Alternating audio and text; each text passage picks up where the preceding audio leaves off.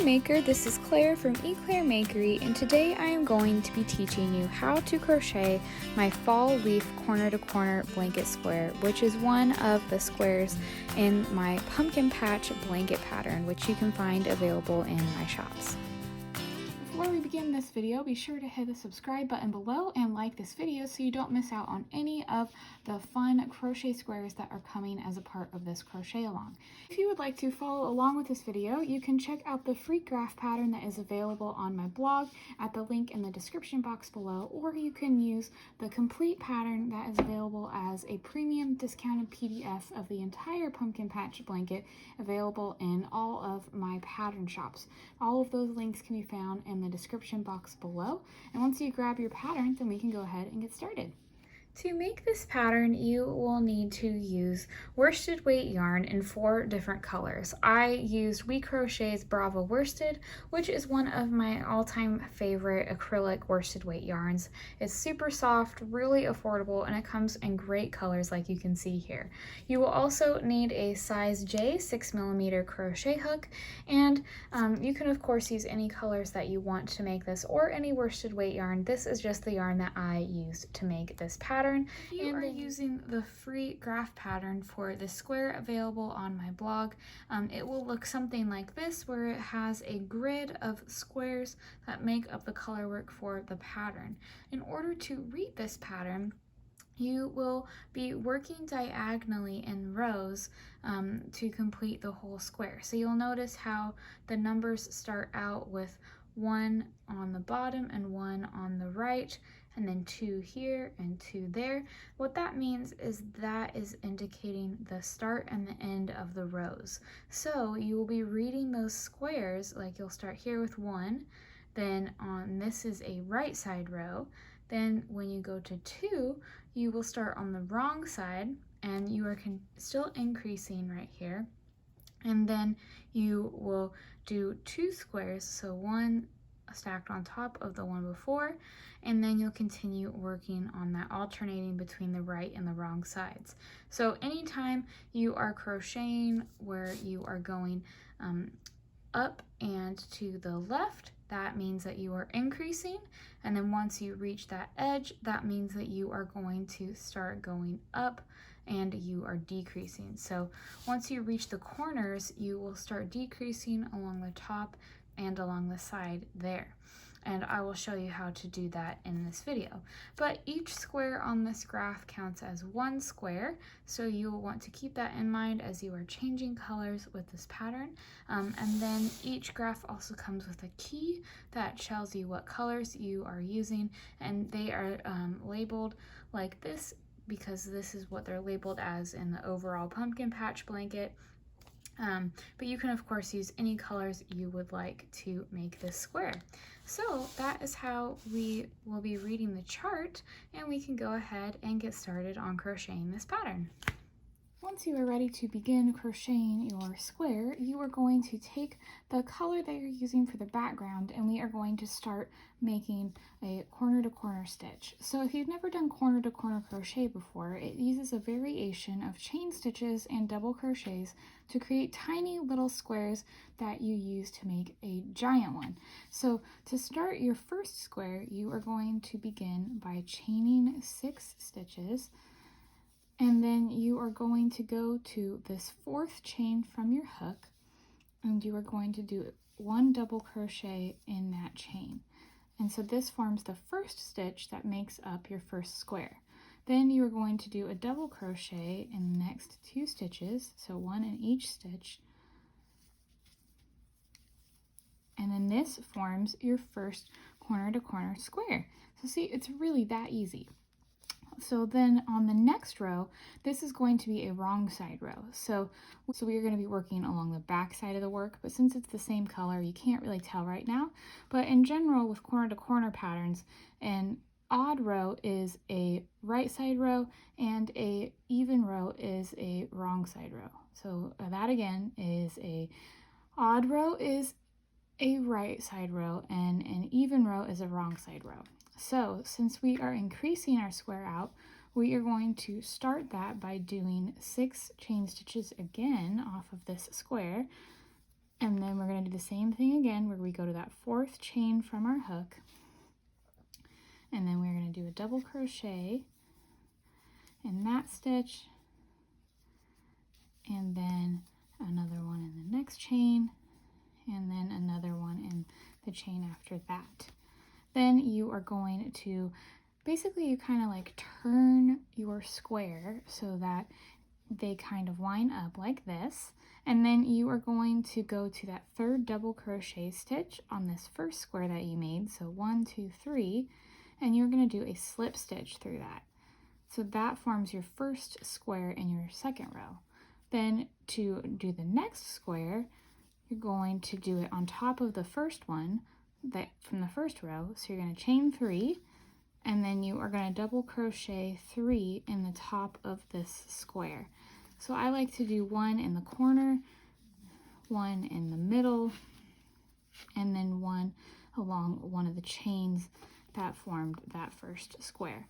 And then this forms your second row of your crochet square. Then you're going to do that same thing that we just did with this row, where we start by doing the 6 chain stitches and then starting that 4th chain from the hook, and then you repeat this for each row where you are doing increases.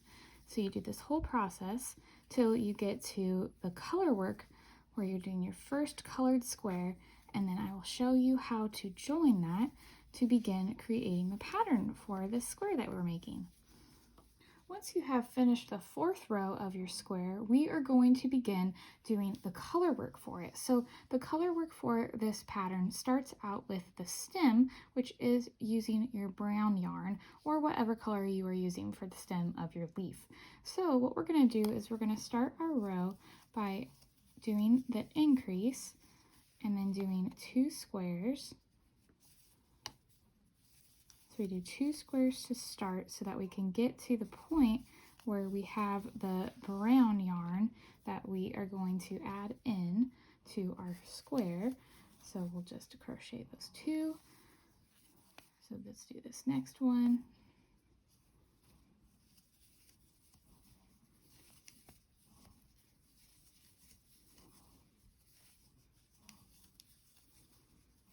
And then on this last double crochet, instead of finishing our stitch with using our white yarn, we are going to take our brown yarn and we are going to finish off our stitch with that. So we take the yarn and basically do a yarn over with it by hooking our hook around the yarn and then pulling it through those last 2 loops of that last double crochet. And then we are going to go to this next square and do the slip stitch like normal to join the squares together.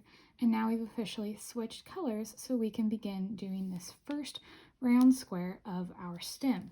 So we will then do our normal stitch, and if you would like to carry your yarn to this next portion right here, your background color, what you can do is you can crochet around that background color yarn as you are doing the stitches for your brown square. So you just hold it against the back of your work, and then you will just crochet that square. And remember, since we are working on the right side, we want to keep all of those yarn ends on the back. So you don't ever want your yarn ends to be in the front here. You want them to be in the back of your work. So then, since we're only doing 1 square of the brown, we are going to switch back to our background color at the end of that last double crochet, and then we will finish off our row with the white. Then what we're going to do on here is you'll notice that the 6th row is all of our background color squares. So we don't need to use the brown at all in that section of our square. So we are going to just leave the brown yarn right here, and then we will pick it back up when we get to the 7th row where we do the brown again. Then you will add in the orange after that. So go ahead and crochet your normal rows up to row 8, and then I will show you how to add in more colors to your square. Once you get to row 8 of your square, then we are going to add in our orange for our leaf to start working on that portion. So I'm going to go ahead and highlight this in my Stitch Fiddle software here so you can see how many squares you do of each color, and we'll go ahead and get started on that.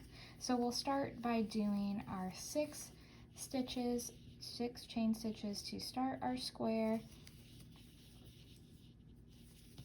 Do 1 square here, and then we're working on the wrong side, so we'll flip, do that little twist there to turn it to begin working on the wrong side, and do 1 more square because we have 2 of the white, just like this. And then we're going to add in our 1 square of orange right there, so we'll take our orange yarn here. We will join it by looping it around our hook, finishing off that last double crochet by switching to the color right there, and then we will go ahead and start crocheting like this, doing our 1 square. And I'm going to go ahead and carry my orange yarn at this point, just because there's only 1 squares in, like 1 square of each color in between. So I am not going to try to join a new white bobbin quite yet, but I will on that next row.